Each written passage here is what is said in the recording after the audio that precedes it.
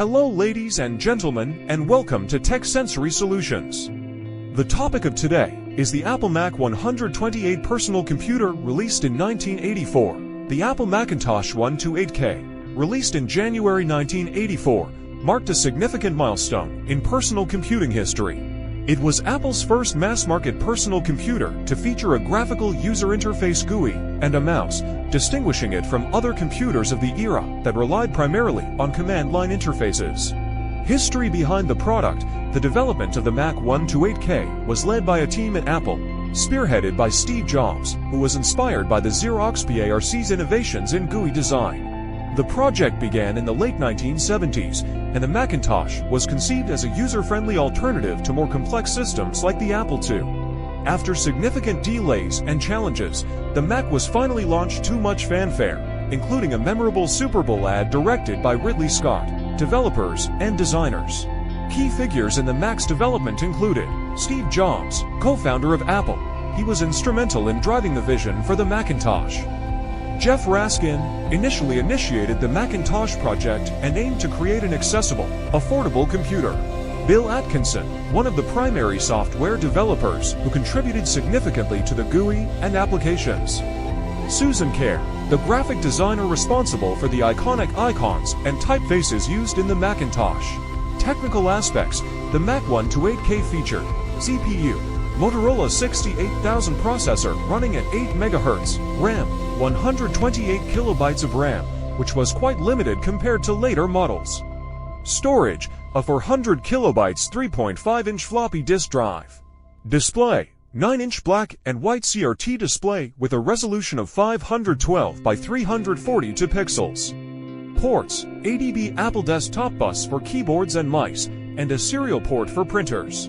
The Apple Macintosh 128K was available in a beige or off-white color, which was typical for computers of that era.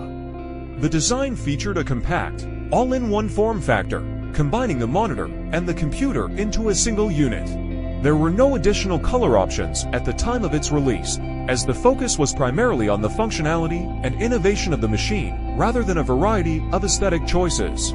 Built-in applications and software: the Macintosh 128K came with several built-in applications: MacWrite, a word processor that showcased the capabilities of the GUI; MacPaint, a graphics program that allowed users to create and manipulate images easily; System Software, the Macintosh system software later known as macOS, which managed hardware and provided the GUI; Accessibility, there was software developed for blind and visually impaired users to enhance accessibility on the Macintosh 128K. One notable application was Macintosh's built-in screen reader called Speech, which allowed users to hear text read aloud.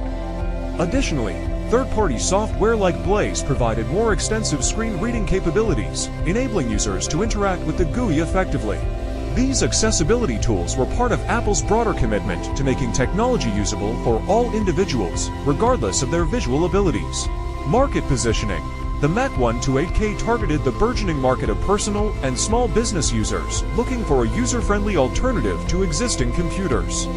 It was aimed at professionals, educators, and home users who valued ease of use and functionality over raw power.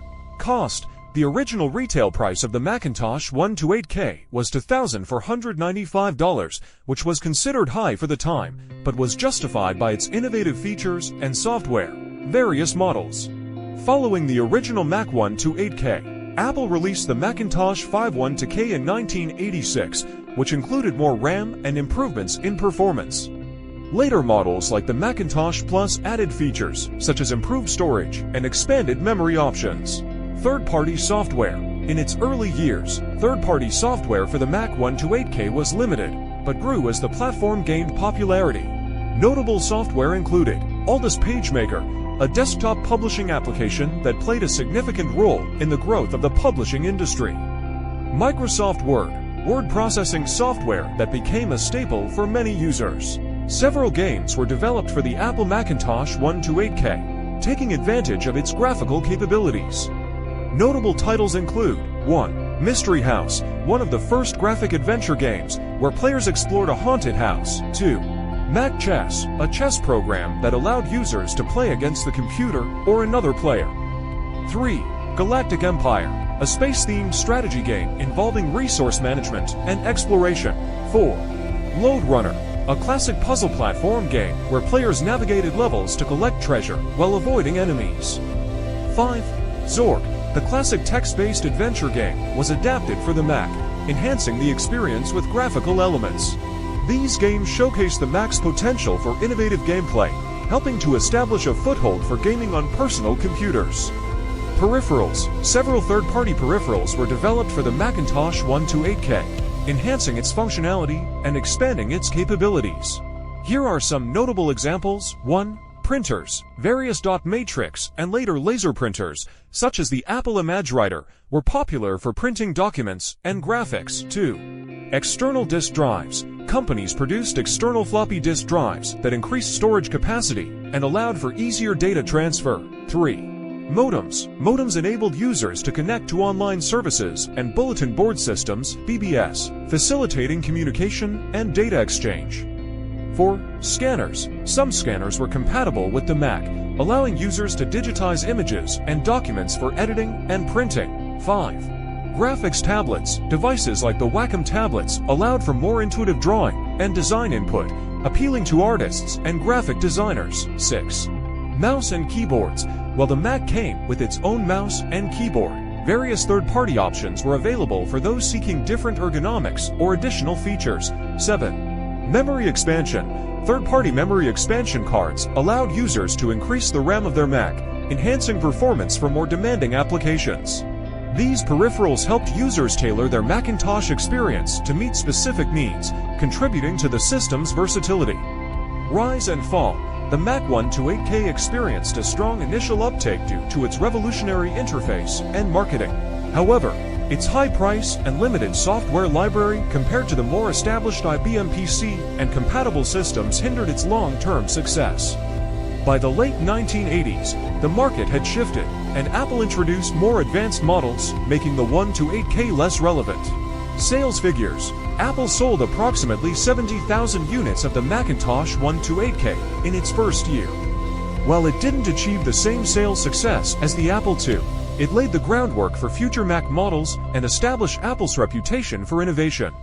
Legacy. Despite its limitations, the Macintosh 128K's introduction of the GUI and mouse navigation significantly influenced the design of future personal computers and changed how users interacted with technology, setting the stage for the modern computing experience.